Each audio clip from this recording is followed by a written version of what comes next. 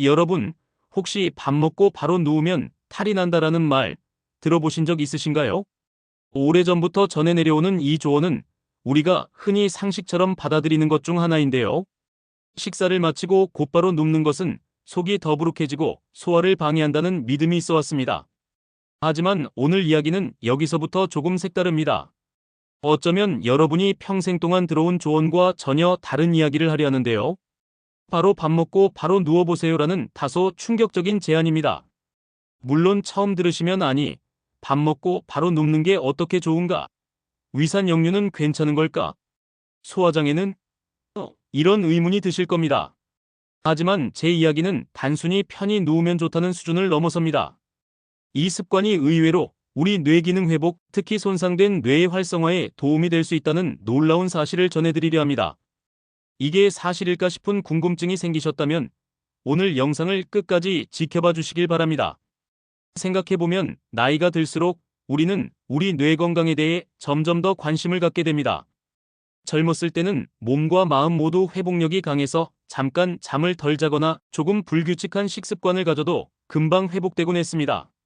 하지만 어느덧 60대에 접어들게 되면 예전처럼 쉽게 회복되지 않고 깜빡깜빡하는 기억력 저하나 집중력 감소 등 뇌가 예전 같지 않다는 느낌을 받게 됩니다.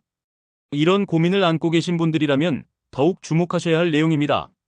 오늘 이야기는 단순히 어떻게 하면 뇌 손상을 예방할까에서 그치는 것이 아니라 이미 어느 정도 뇌 기능에 타격이 온 상황에서도 이를 회복하고 나아가 뇌의 회복 탄력성을 높일 수 있는 방법들을 다양한 측면에서 살펴볼 겁니다. 그러니 긴장을 조금 풀고 편안히 들어주세요. 사실 오늘 말씀드릴 내용은 막연하고 추상적인 뇌 건강에 좋은 것이 아닙니다. 우리 모두 일상 속에서 언제든 실천할 수 있는 작은 변화, 간단한 생활 습관의 전환으로도 뇌가 더 나아질 수 있다는 점을 강조하고 싶습니다. 그리고 그중 하나가 바로 밥 먹고 눕기 같은 전혀 예상치 못한 행동일 수 있다는 겁니다. 이렇게만 들으면 아직도 정말 그럴 수가 있나 싶은 생각이 드실 텐데요. 여기서 잠시 부탁 하나만 드릴게요. 먼저 영상을 본격적으로 시작하기에 앞서 구독과 좋아요 꼭 눌러주세요. 영상을 제작하는 데 큰 힘이 됩니다. 여러분의 작은 관심이 더 많은 정보와 통찰을 전달하는 데 정말 큰 도움이 됩니다. 자, 이제 본격적으로 시작해 보겠습니다. 뇌 손상에 관한 이야기를 할 때 많은 분들이 뇌 손상이라는 단어의 겁부터 먹곤 합니다. 물론 심각한 뇌 손상은 치명적인 결과를 낳습니다. 하지만 우리 뇌는 생각보다 훨씬 유연하고 재생 능력과 회복력을 갖추고 있습니다. 그리고 그 회복력은 우리가 어떤 생활 습관을 갖추느냐에 따라 달라질 수 있습니다. 여기서 핵심 포인트는 의외성입니다. 뇌 회복과 관련해 우리가 익히 알고 있는 것들, 예를 들어 충분한 수면, 좋은 영양소 섭취, 꾸준한 운동, 두뇌 훈련 등은 이미 많이 들어보셨을 겁니다. 이 영상에서는 이런 기본적인 것들에 더해 의외로 간과하기 쉬운 생활 습관 변화, 그리고 바로 실천할 수 있는 실용적인 팁들을 여러 측면에서 소개해드릴 예정입니다. 저는 단지 하나의 습관만을 강조하고 끝내지 않을 겁니다. 오히려 여러 가지 테마를 바탕으로 다양하게 접근해 보려고 합니다. 첫째로는 식사 직후의 행동이 뇌에 어떤 생리학적 영향을 미치는지, 둘째로는 특정 자세나 휴식 방법이 뇌의 혈류 공급이나 신경 재생에 어떤 도움을 주는지, 셋째로는 관련된 영양소나 음식 섭취법, 넷째로는 생활 리듬과 수면 사이클, 다섯째로는 두뇌 활동을 풍부하게 만드는 소소한 습관들, 여섯째로는 스트레스 관리와 명상 같은 심리적 요소, 마지막으로는 사회적 활동과 두뇌 건강의 연관성까지 다양한 주제를 다루며 그 속에서 의외의 포인트들을 끄집어내 보려 합니다. 이처럼 한 가지 주제로만 진득하게 파고들기보다 연관된 여러 측면을 폭넓게 다루면서 여러분이 이것도 뇌에 영향을 주는구나 하고 새롭게 깨달으실 수 있도록 돕고자 합니다. 그러니 끝까지 편하게 시청하시면서 하나라도 마음에 드는 방법을 골라 실천해 보시길 추천드립니다. 그럼 이제 본격적으로 시작해 볼까요? 첫째, 식사 후 누워있기와 뇌 혈류의 변화. 흔히 식사를 마치고 나서 바로 눕는 것이 속을 불편하게 만든다고 하지만 사실 부드럽게 기대듯이 편히 누워 휴식을 취하는 것은 생각보다 소화기관에 무리가 덜 갈 수 있습니다. 왜 그럴까요? 일단 몸을 세운 자세로 오랫동안 앉아있을 때보다 살짝 기댄 상태로 편안히 누워있으면 혈액순환이 고르게 이루어지면서 장기 전체의 혈류 공급이 원활해집니다. 특히 식사 직후에는 소화기관으로 많은 혈류가 몰리는데요. 이때 몸을 편히 눕혀놓으면 뇌에서 소화를 위한 신호를 원활히 보내고 동시에 적절한 혈류 분배가 이루어져 뇌에도 안정된 혈류 공급이 이루어질 수 있습니다.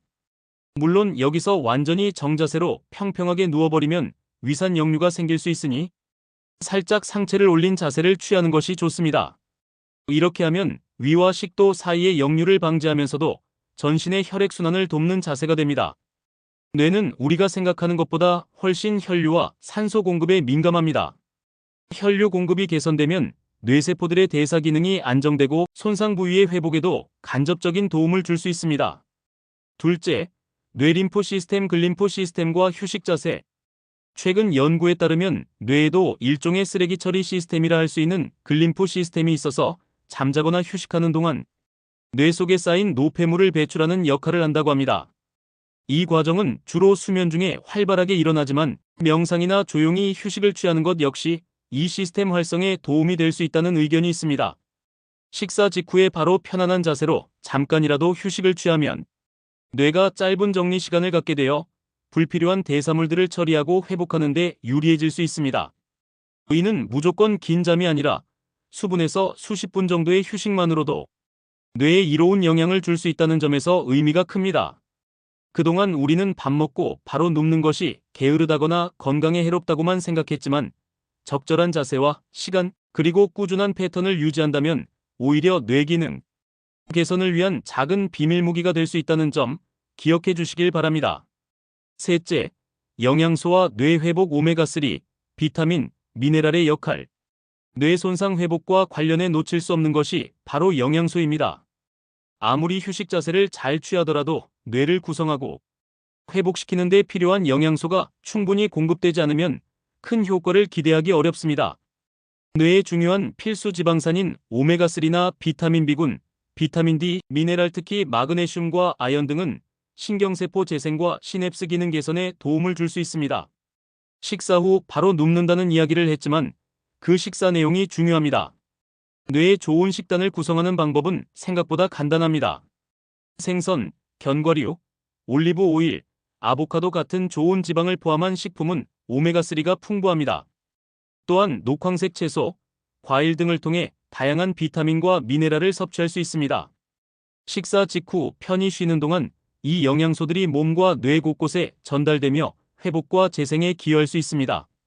특히 나이가 들수록 이들 영양소의 꾸준한 섭취는 신경세포의 퇴화를 늦추고 이미 손상된 부위를 회복시키는 데 필요한 재료를 공급하는 데 필수적입니다. 넷째, 규칙적인 생활 리듬과 낮잠의 마법. 여러분 혹시 어린 시절 할머니들이 밥 먹고 살짝 눕다가 나가라라거나 잠깐 눈 붙이면 오후가 덜 피곤하다라고 말씀하신 기억이 있으신가요? 어른들의 이런 지혜는 단순한 미신이 아닐 수 있습니다. 짧은 휴식이나 낮잠은 피로 회복뿐 아니라 뇌 기능 향상에도 도움을 줍니다. 낮잠을 포함한 규칙적인 생활 리듬은 뇌의 생체 시계를 안정화시켜 기억력과 집중력을 강화합니다. 특히 나이가 들수록 수면 패턴이 불규칙해지기 쉬운데 식후에 짧게라도 눈을 붙이거나 가벼운 명상을 하는 습관은 뇌에게 휴식의 신호를 보내고 동시에 낮과 밤의 리듬을 안정시키는 효과가 있습니다. 수면 연구에 따르면 짧은 낮잠은 새로운 정보 처리와 기억 정리에 큰 도움을 주는데 이는 손상된 뇌가 기능을 회복하는 과정에서도 중요한 요소로 작용합니다. 다섯째, 두뇌 훈련과 의외의 습관 식후 느긋한 독서나 손 재활 운동. 뇌 손상 회복에는 자극이 필요합니다. 단순히 쉬기만 하는 것으로는 부족합니다. 하지만 쉬면서도 할 수 있는 소소한 자극이 있습니다. 예를 들어 식사 후 잠깐 눕거나 편하게 반쯤 기대어 있으면서 가벼운 독서나 퍼즐, 맞추기 또는 손가락 스트레칭을 해보는 겁니다. 너무 부담스럽게 머리를 쓰는 것이 아니라 살짝 뇌를 깨우는 작은 활동들이 뇌신경회로를 활성화할 수 있습니다. 특히 손가락을 움직이거나 소근육을 사용하는 활동은 뇌의 운동피질과 감각피질에 긍정적인 자극을 줍니다. 이를테면 밥 먹고 누워서 손가락으로 작은 공을 쥐었다 폈다 한다거나 간단한 칠교놀이나 손글씨 연습을 해보는 것입니다. 이런 활동은 몸은 휴식하지만 뇌의 특정 영역에는 적당한 자극을 줌으로써 손상된 뇌 부위를 서서히 재정비하는 데 도움이 됩니다. 여섯째, 스트레스 관리와 명상의 힘. 뇌 건강에 있어 스트레스는 수문적입니다.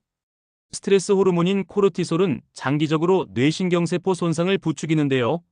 우리가 일상에서 스트레스를 완전히 제거할 수는 없지만 이를 관리하는 습관을 갖는 것은 가능합니다. 식사 직후 편안히 누워 복식 호흡을 해보세요. 천천히 깊게 호흡하면서 마음의 긴장을 풀어주는 겁니다. 명상은 뇌파를 안정시키고 정서적 평온을 가져와 뇌 기능 회복에 긍정적인 영향을 줄 수 있습니다. 특히 식사 후 소화가 진행되는 동안 부드럽게 몸을 이완하고 마음을 다스리는 시간이 쌓이면 쌓일수록 어느 순간 뇌가 이전보다 훨씬 안정적이고 선명해진 느낌을 받을 수 있습니다. 이와 함께 스트레스로 인한 염증 반응이나 호르몬 불균형이 완화되고 뇌 손상 부위를 둘러싼 회복 환경이 개선될 수 있습니다. 일곱째, 사회적 활동과 담소를 통한 뇌 회복. 많은 이들이 뇌 건강을 이야기할 때 식단이나 운동, 수면만을 강조하지만 사실 인간의 뇌는 본질적으로 사회적인 장기입니다. 식사 후 살짝 누운 자세로 배우자나 가족, 친구들과 가벼운 대화를 나눠보세요. 부드럽게 대화를 주고받으며 웃고 과거의 추억을 이야기하는 과정은 뇌의 언어 영역, 기억 영역, 감정 처리 영역을 활성화시킵니다. 특히 나이가 들수록 사회적 교류는 뇌 건강에 필수적인 요소가 됩니다. 식사 직후 휴식을 취하면서 대화를 나누는 습관을 들이면 단순히 몸을 쉬는 것을 넘어 뇌를 풍요로운 자극으로 채울 수 있습니다. 이런 활동들은 손상된 뇌 부위가 기존의 신경 경로를 재정립하고 새로운 회로를 형성하는 데 도움을 줍니다. 또한 친밀한 사람들과 함께하는 편안한 시간은 스트레스를 낮추고 행복감을 주어 궁극적으로 뇌에 긍정적인 영향을 미칠 것입니다. 오늘은 다소 파격적인 제안으로 시작했지만 들여다보면 그리 황당한 이야기가 아니었을지도 모릅니다. 밥 먹고 바로 눕는다는 게 단순한 게으름이나 건강을 해치는 습관이 아니라 경우에 따라 뇌 기능 회복에 도움이 될 수 있는 하나의 전략이라는 점을 공유했습니다. 물론 무조건 식사 후마다 바로 눕는다고 해서 마법처럼 뇌 손상이 치유되는 것은 아닙니다. 하지만 오늘 소개해드린 다양한 측면들이 모두 어우러질 때 뇌는 점진적으로 더 나은 상태를 향해 나아갈 수 있습니다. 특히 나이가 들수록 작은 생활 습관 하나하나가 쌓여 큰 차이를 만들 수 있다는 점을 기억해 주시기 바랍니다. 뇌 건강은 특별한 치료법만으로 개선되는 것이 아니라 우리가 매일 반복하는 생활 습관에서 출발합니다. 작은 변화라도 꾸준히 실천하다 보면 어느 순간 요즘 머리가 좀 더 맑아진 것 같네 하고 느끼실 날이 올지도 모릅니다. 오늘 말씀드린 내용 중 마음에 드는 것이 있다면 당장 오늘 점심 식사 후 10분만이라도 조용히 누워서 쉬어보는 건 어떨까요? 그 순간부터 뇌는 아주 천천히 하지만 확실하게 회복의 길로 한 걸음씩 나아갈지 모릅니다.